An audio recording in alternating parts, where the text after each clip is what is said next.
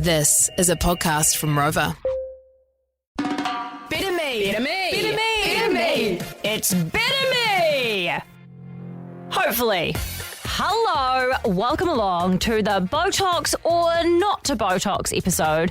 I am obsessed with skincare, and this all happened when I was in hospital with my second son, Ruben. I'd already been going to Caci Clinic and getting facials and using skincare for a few years, but I really dialed it up when I was spending so much time alone because it was like level 4 lockdown. So 23 hours of the day, I was by myself. I was just watching TV, and it just became part of my routine to keep me sane, was really getting into skincare. And ever since, I've just wanted to learn all about it.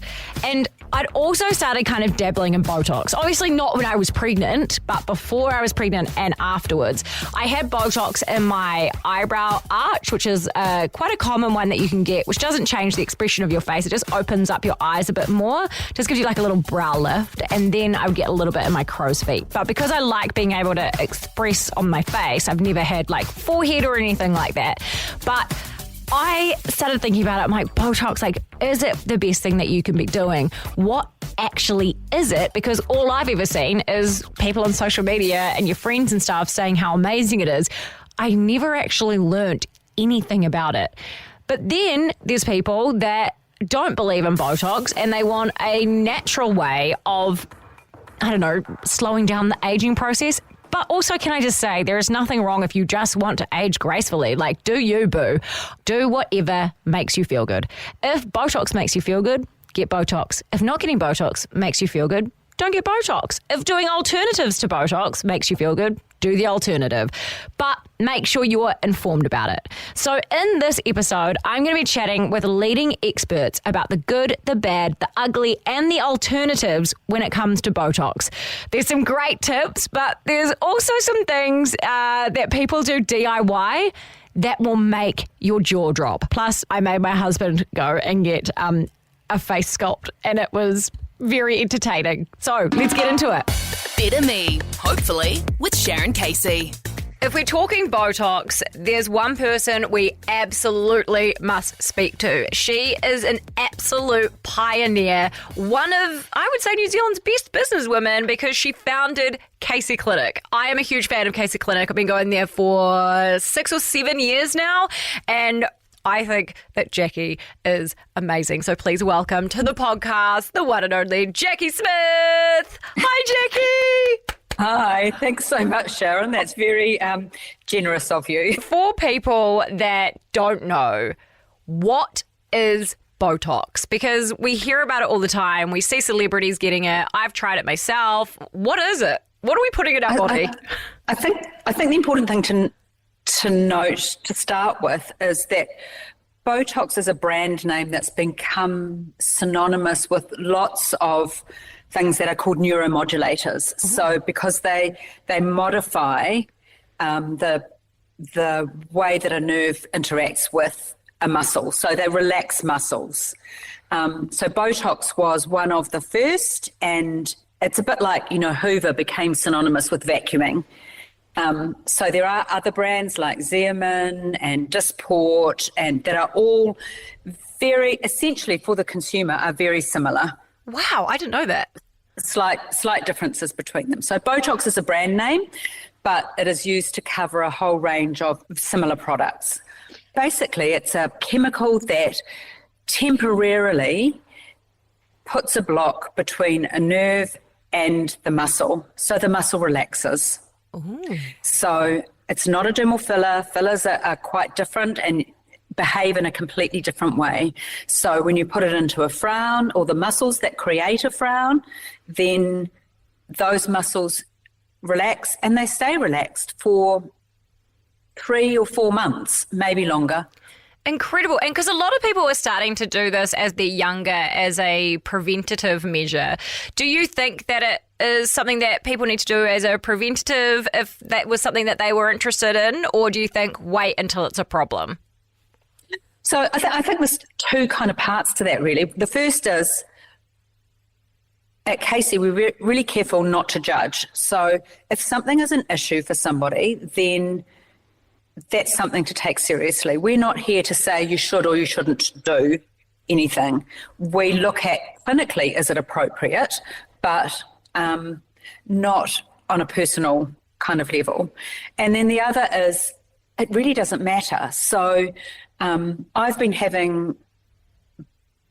a 29-year-old daughter, and I've been having Botox since she was about 6 months old. Wow. Pretty continuously. So, I think it really doesn't matter. At that time when I started, I had a permanent little crease in my frown area, which disappeared fairly quickly and has not come back as I've continued to have Botox. It's not there at all. I'm looking at your face right now, and there's no sign of a crease ever being there. No. So the other side of that is that sometimes it's not about the line, but about, particularly with things like frowns, or, you can have it in this area called marionette lines, or the corners of your mouth where they pull down.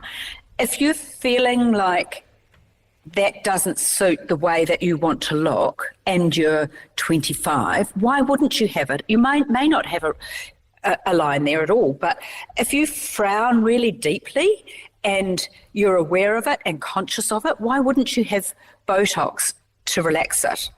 And there are some studies, superficial I must admit, but there are studies that say that having Botox in a frown area can actually elevate your mood.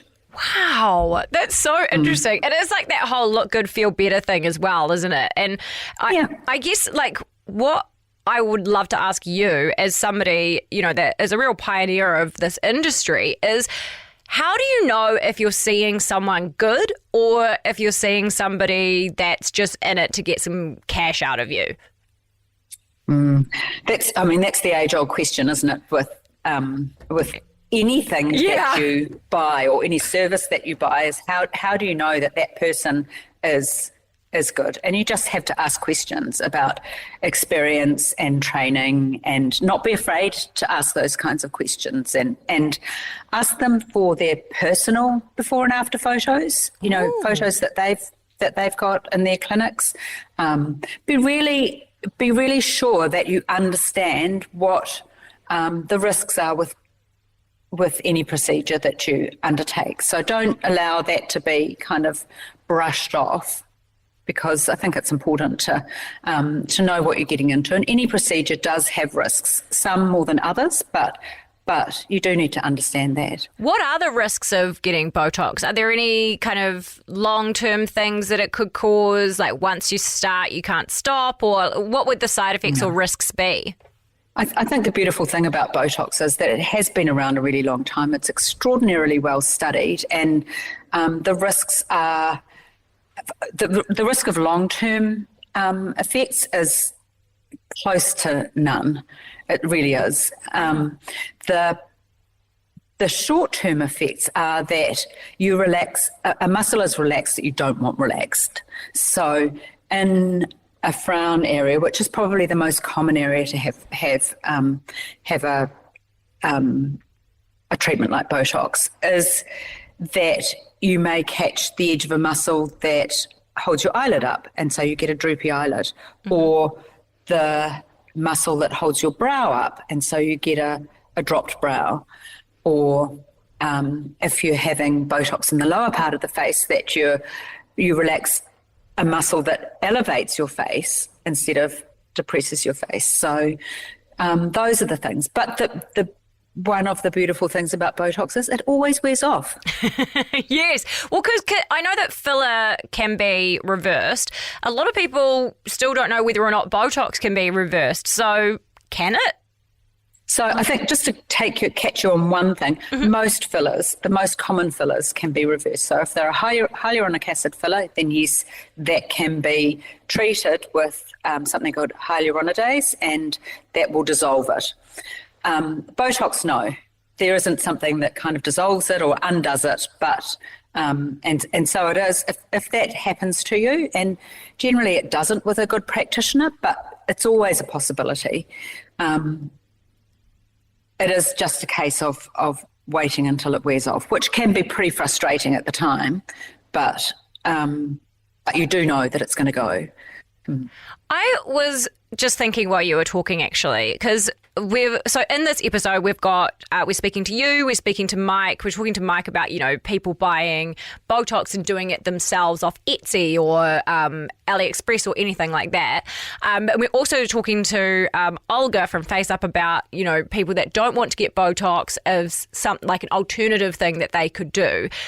If there are people listening right now, which there will be, that don't want to get Botox, they might be off, don't want to put things in their body, or they don't like needles or anything like that. Yep. What would you say are the key things for anti-aging if people want to, kind of delay the effects of aging? So I think it's really important to just think, what is it that bothers you? So, people will try Botox just because their girlfriend or somebody they know tried it and they liked the outcome. But I think if you're thinking from your own personal perspective, so understanding that neuromodulators, which are all of that whole range of products that are similar to Botox, they relax muscles. So if the thing that bothers you is a muscle that's contracted and tight, then there isn't really an alternative to it. Right. But I always think you start with the quality of your skin. The skin is the thing that, so you can have lines on your face, but if your skin looks glowing and healthy, then people will notice that. They won't notice specifically, but they'll go, oh gosh, you're looking good.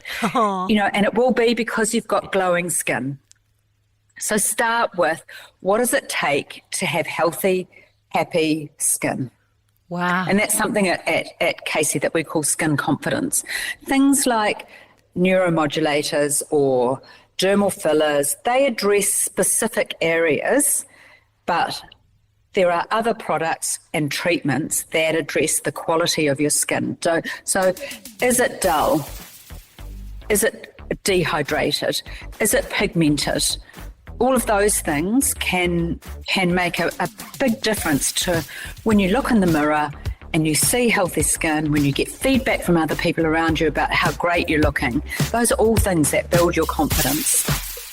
This is a great opportunity to introduce you to Olga Newman. She is the founder of Face Up in Remuera, and she's developed what could be considered an alternative to Botox. Basically, when you go in there, Olga works with the muscles of your face and she sculpts it in a way that releases tension, which is actually causing the wrinkles in the first place. So then you don't need to get things like Botox, because instead you're sculpting your face into where it needs to be. That's my explanation in layman's terms anyway. So I popped in to see her and she gave me a face sculpt, and I also got her opinion on Botox, and we talk more about her alternative. I think that everything have the purpose, but it's need to be used by the purpose. But when it's going like a little bit in the different direction and making a lot of marketing and sales behind, so it's not healthy. It's going to the not healthy. So Olga is the founder of Face Up, which is how I got introduced to you by my friend Blurta. And you're also an educator, and you do at-home things online that can have the same benefits but longer lasting than Botox, you would say. So tell us about this Face Up method, because after this, I want to run down and film my friend Blurta's face, because she no longer gets Botox. She is full converted to the Face Up Club that you do, Olga. And she has sessions with me as well. She has sessions with you, but I saw her this morning and she was like, oh, this did my Face Up Club this morning. Her skin is immaculate. Like, she looks so young, and so do you. So tell us, how does this work and how is it better than Botox? So I came to this from my own face, because when I turned like 35, 36, like 7 years ago, and I started to feel like something falling down, it was my face. And we all got that feeling, right? And I was like, I came from, I'm a business like development manager in the past, so I came to that profession through my own story. I just had a gut feeling that probably I didn't have any research that Botox not fit me. That's it.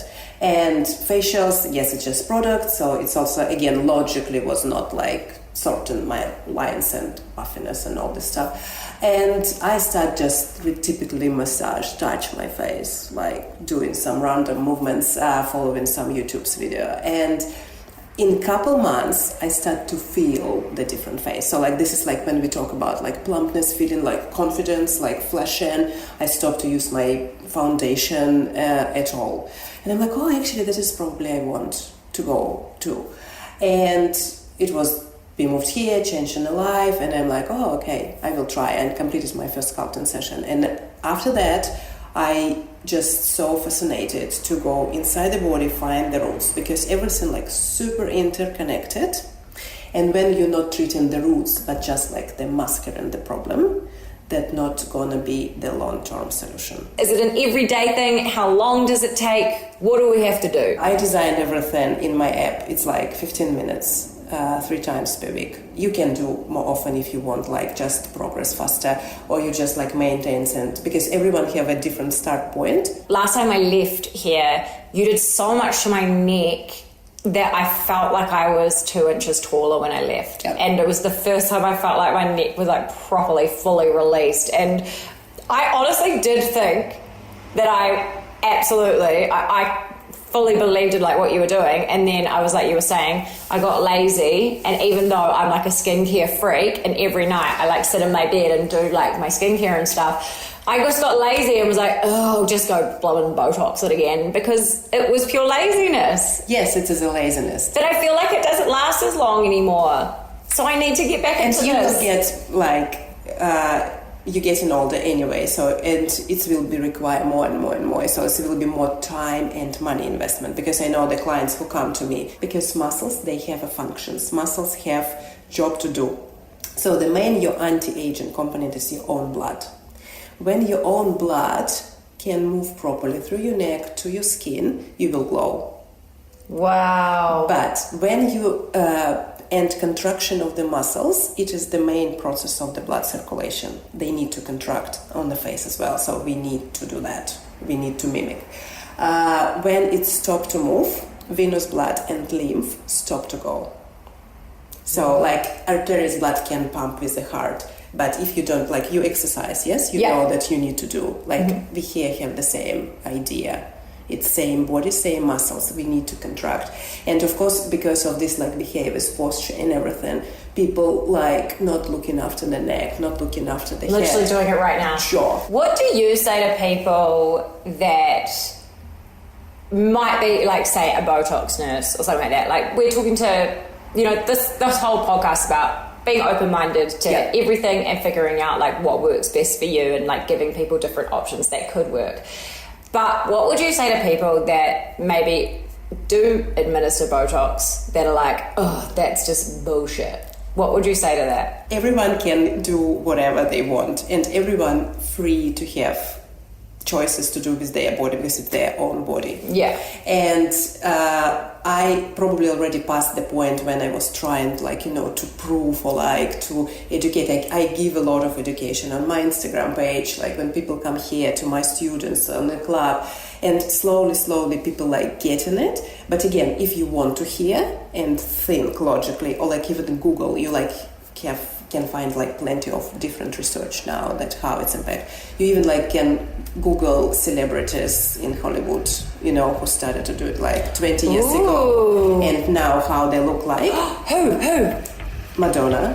What? Madonna is not all filler and Botox? She's full on. She's full on of everything. I actually got my husband Bryce to go and try it as well. He had a session with Nikki, who works with Olga. I gotta say, I think he liked it. He definitely looked great. Hello, Bryce here, Sharon's husband. So just went to Face Up, saw Nikki, had my first ever face sculpt. I'll be honest, going into it dubious as to how and what it would do. Overall, I really enjoyed the procedure. It was painful yet relaxing, like painful in a good way. The hour flew by. I don't know whether that's because I slept through quite a lot of it. I'm not sure. But I felt really relaxed. So in terms of feeling, felt really good.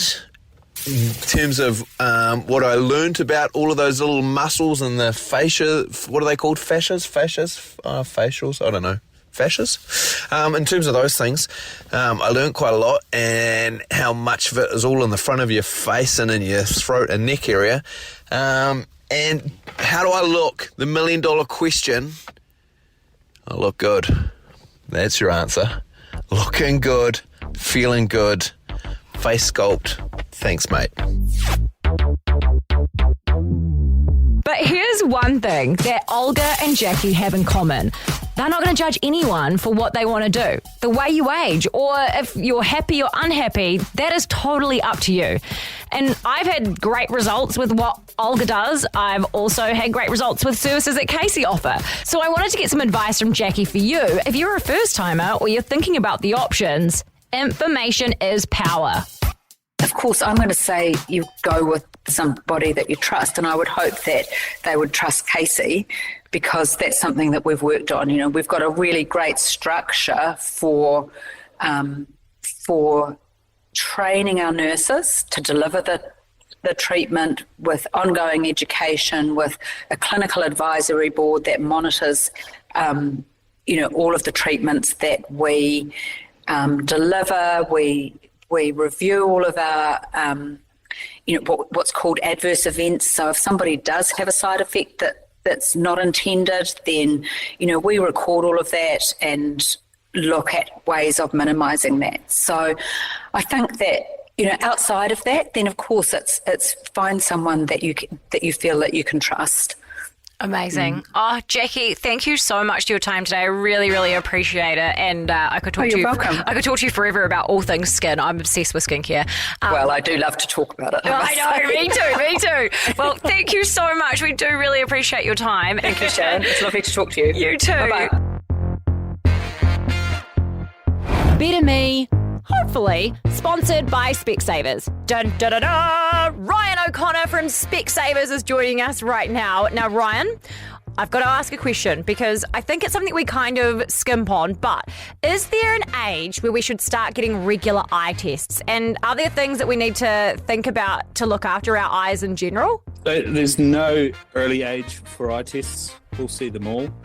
But in general, as long as everything's going well, having a before school eye exam is very helpful. A lot of people will get some screening done when they're in kindergarten before school, but 3 or 4 years old is a good time to start. And generally, if nothing is wrong, every 2 years is a good time frame to have your eyes tested. Of course, if anything goes awry, you notice anything different, you know where to find us. Come on in to Specsavers and we'll do a comprehensive eye exam. Oh, thank you so much, Ryan. That is really, really good to know. And honestly, I've taken both my kids for eye tests. One of them has to get them regularly because he was preemie, and when you're on oxygen for so long, you have to get like these tests done. They actually kind of enjoy it because it's like a fun little game where people are like, yay! So don't be scared to take your kids in. Thank you so much, Ryan. We've talked the basics of Botox. We have talked alternatives to Botox. But what are the dangers and how are people falling into this trap? The perfect person to talk to about this is Mike Clague, and he knows all about it. In fact, some big dog Botox people here in New Zealand were like, you need to talk to this guy. So Mike, welcome to the podcast. Hey, thank you very much for having me, Pep. It's glad to be here. Oh, Mike, I didn't even know this. My friend Megan, who works for a different radio station, she messaged me and she said, oh my God, you need to do an episode about how people are buying Botox on things like Alibaba, on Etsy, all these sorts of places. Yep. And it blew my mind that this was even a thing. So is this becoming quite a big problem across Australia and New Zealand? I think so. That's a great question. Look, I gave a presentation on this last year at the Australasian Society of Cosmetic Dermatology meeting. There's actually a term for this. It's called prosumers, producer consumer. And it came about during lockdown, particularly in Asia, with people going on, say, Alibaba and buying maybe a Fraxel laser for like or $5,000, when normally that's $150,000 machine, and the training that goes with it, obviously. But they were burning each other, starting to turn up in emergency departments from all this kind of stuff. And then that led to people buying injectables from places where they could find them. And yes, the problem being that these things are often unsafe, are obviously unregulated, they haven't been tested properly. And so, yes, there's that. Plus, we've had Professor Greg Goodman and myself, we run like a botched clinic in South Yarra in Melbourne. We've run dermal filler safety courses for practitioners yearly, sort of like CPR.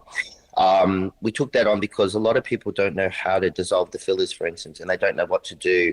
So we started this course for practitioners so that they could have somewhere to go. Then they end up just sending us all of their severe cases, and as does the hospital. Now, in the last 12 months, I've seen 4 self-injectors who were non-clinicians. Yeah, full on, right?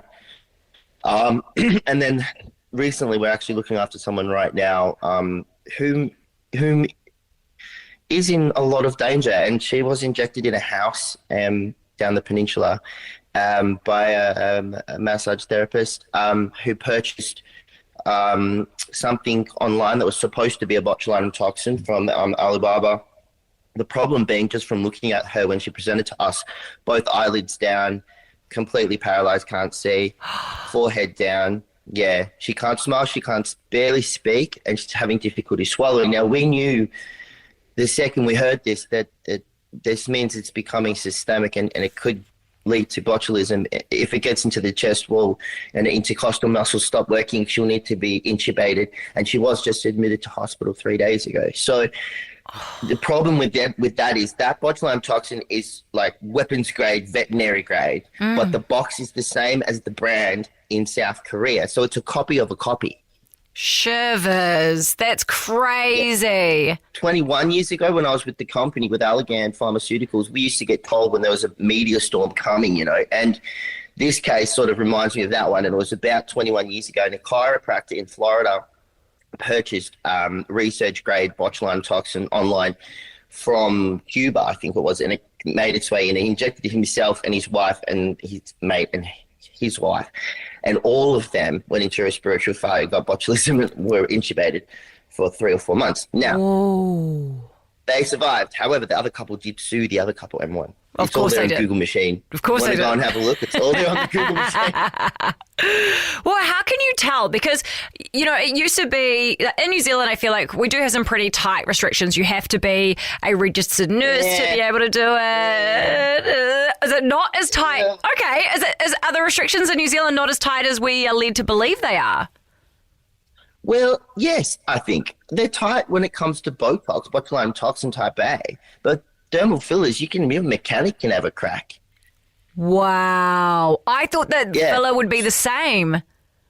Filler should be worse because you can blind someone with a filler. You can if you this person doing it down the peninsula, they're also doing butt fillers and stuff. So, you know, you can die of a pulmonary embolism from filler in your bum. You can, you know, you're doing a BBL, Brazilian butt lift. If you hit a vessel and you clog it, it'll travel around to your lungs, you'll have a pulmonary embolism and die. You know, so filler is actually a lot more dangerous than a botulinum toxin, generally speaking, except this weapons grade stuff that's going on. But, you know, normal botulinum toxin, the adverse event would wear off, crooked smile, you just can't leave the house for a bit. But, you know, not desirable. Certain celebrities, you know. It's interesting too because now not only are people going to get their Botox like for cosmetic reasons from, you know, a place that they might normally go to, but now people can go and get their teeth cleaned and then get like an eyebrow lift at the same time at the dentist. Do you think it's a good idea to go to somebody that's registered, like anyone that's registered will do a good job, or do you think it is better to get any form of injectable, Botox or filler, only from somebody who is, you know, like expertise in cosmetic injectables? Yeah, I think it probably depends on what you're doing. I mean, in Australia, if you're going to go for a neurological issue like migraine, go to the neurologist and we'll give you some money back on our Medicare. I think that's a good system.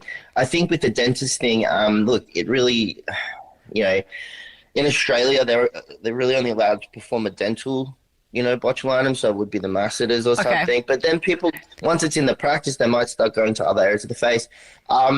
I think that you should be skilled in the cosmetic way, and you should be experienced in a cosmetic way, and you should be very well trained. And I also think, we've lost the ability to use our before and afters. Mine are very good, by the way. You can have it. But we're not allowed to promote them anymore. You're not? You're not allowed to say, like, this is me No. before, Botox this is me after. Wow. No, I can show you on my laptop in here in a console, but no more online. And it's because it's a medicine, so we're not allowed to promote a medicine. Right. But the problem now is what I'm finding is it's harder to stand out. I talk a lot about values and stuff like that on the website, but things like I only do natural looking results. It was very easy for someone to see that before. Now they can't. But I think you just need to get them to show them your before and afters. Check that with someone like NZSCM. .co.nz or CANNZ.co.nz. Ask to see before and afters. Ask them how long they've been doing it. On average, like more than 5 years is good. And those photos, I want to see your work. This is artistry if you take it seriously. Mm-hmm. And you're dealing with someone's life. If they're not asking enough questions about you as well, like things about, their career. And, there's a woman here, this one's a president of PTA and this one's whatever. All of that is relevant to what you're doing, and them understanding. Also, it sounds a bit arrogant, but after 21 years, whatever, I want to know if I want to fire you.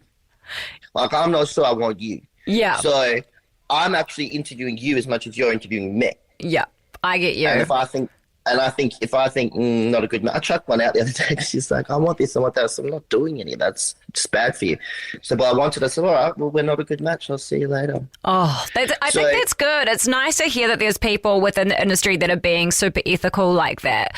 When there's, like when there's people that are going to get Botox for the first time. Like, I remember the first time I got Botox, I went in, I sat down and I said, oh, I want to get Botox here, like in my crow's feet. And she was like, do you know what? That's not actually where you need it. I was like, oh. Yeah. She was like, you need it in your like brow arch. And we did a brow lift instead. She's like, I'll do a little bit of your crow's feet, but what you actually need is it in your eyebrows. And I was like, oh my gosh. Thank you. And I've gotten there lots of times because I feel like when you've had it, you'll also go in and then the next time you're like, oh, can we chuck some here? Can we chuck some here? Can we chuck some here? And I reckon I do that every time with her. And every time she goes, no, we can't. Yeah. And I'm like, okay. Stay with that person. Yeah. I always say the big tip with botulinum toxins, guys, when patients are listening to this and they're like, look, the main thing to remember is it's not a magic eraser. Yes. Okay. So you can't stick it anywhere. It's a paralyzing agent that's put there to, weaken the muscle contraction so that the skin doesn't wrinkle. But you're actually not affecting the wrinkle. I know it's a real head mess for people to say. Botox actually doesn't address wrinkles. Wow. Okay. I thought that somehow by paralyzing the muscle, it meant that the wrinkle was like, hey. And it was gone. No, everybody thinks that. They go, it's like, oh, it's a tightening. There's no tightening going on. None at all. If anything, it's opposite. You're paralyzing it. And think of a hand and a glove. We're paralyzing that hand so it can't squish the glove. Wow. God, that's why thickening your skin is almost more important than doing the botulinum toxin treatment. Because if you don't, I get my patients on a full program because if you don't thicken the glove, you can belt the crap out of it with botulinum toxin and be frozen and still be wrinkled if your skin's all crepey, right? Wow. Okay, so let's talk about that because, within this episode, we were earlier speaking to Olga, who does face sculpting, and she has a practice that she does instead of getting Botox and things like that, which I think is really clever. And by the judging of her face, it definitely works. But what do you mean by skin thickening? Is that doing the sort of face sculpting stuff, or is it using particular products? Like, how do you do that? There are many people that don't want to do Botox. I get that. Look, I think, though, be careful of things that are going to be a waste of money. Look, there are some things that are very well proven in terms of thickening the dermis. One would be, say, the microneedling. I just went to Vegas to present on microneedling. Believe it or not, we use topical insulin. Don't inject insulin, they'll die. Okay, so topically, after needling the rubber in, you get about 46% more collagen. And I'm going to present that somewhere in America too next week. So the needling is it because punching holes in you, right? And then your body thinks it's a cut, so it puts the new collagen up each hole. Wow. So skin needling is a really easy way to get thicker skin with 1 day downtime. Of course, there's the other end of the spectrum where there's laser resurfacing, so you might need a CO2 laser. That gives you 7 days at home looking like Freddy Krueger. But is that the one that Tamara from Real Housewives of OC's just had? Have you seen that? Probably. It's like her face is like she came out with like a green mask on, and then her face is like, basically, she does look like Freddy Krueger. She's documenting it on TikTok. It's terrifying. Yeah. But it's a great treatment. Like, I do heaps of that, more so in winter and stuff. But then the needling you can do anytime. And then, there's a real gamut there. There's RF microneedling. There's all sorts of things. But just make sure that the thing you're choosing has at least 10 years on it, and published data. That'd be my advice. And last question for you, Mike. You have, honestly, I could talk to you forever. But my last question is, someone that's going in, sits down, they're getting Botox for the first time. Do you think just go for it? And if you go in being like, I'm going to get my crow's feet, I'm going to get my jaw, whatever. Or do you think start small and just do the thing that annoys you the most first and then build up? Yeah. Or what do you think? Yeah. Good question. So many answers to this. Okay. So firstly, jokingly, truthfully though, 99% of the time the patient's always wrong. You have no idea what you need. If you have a good clinician, they'll spot that in 5 seconds, be like, oh, God, here we go. So I'll indulge your fantasy for about 8 minutes, and then I'll go back and tell you what's actually wrong in a nice way. I mean, I'm a bit autistic, so it could be blunt, but, I will tell you, listen, not that. You see that hollow temple, your peanut head? That's the problem. So, you've got to have a way to get around the communication into the treatment plan. And then I'll set something up across the skin, and then the Botox component, which is muscle movement, and then the volume watch, which is the filler, so that you've got a treatment plan. I would say if you've got a good clinician, they'll almost never do treatment on the same day. I prefer to do a good long consult, get a gist of you get a gist of me. I'll send you away with the treatment plan and the costings, and you think about it and come back. So that's one thing. Second thing is, probably just stick with the thing you're really concerned about, unless they kind of tell you that it's really not for you. A good example would be there's a proportion of people that can't have too much in their crow's feet or they look like Simon Cowell. Yeah, that's a good analogy. I mean? Mike Clague, thank you so much for your time. It was an absolute honour to have you on the podcast. And if people want to kind of follow what you're up to and things like that, where's the best place to find you? I'm on Instagram. I guess it's at Clague Mike, CLAGUE MIKE, or mikeclague.com.au. I've got an email in there. Well, hey, thank you so much, Mike. We'll let you get back to your day. Awesome. Yay! All right. Thank you so much. No worries. Bye-bye. Ta-da! That's Botox. And gosh, I had so many questions. I could have talked to all of them for so long. So I hope if you were curious about the do's or don'ts that maybe you've found out about some alternatives. Maybe it's made you want to do it, maybe not want to do it. But you have the information now. So do with it as you wish. I'm going to catch you next episode. We're going to go for a little dive into the wellness space. What are the things that work and what are the things that are absolute bullshit? Catch you next time. Bye-bye.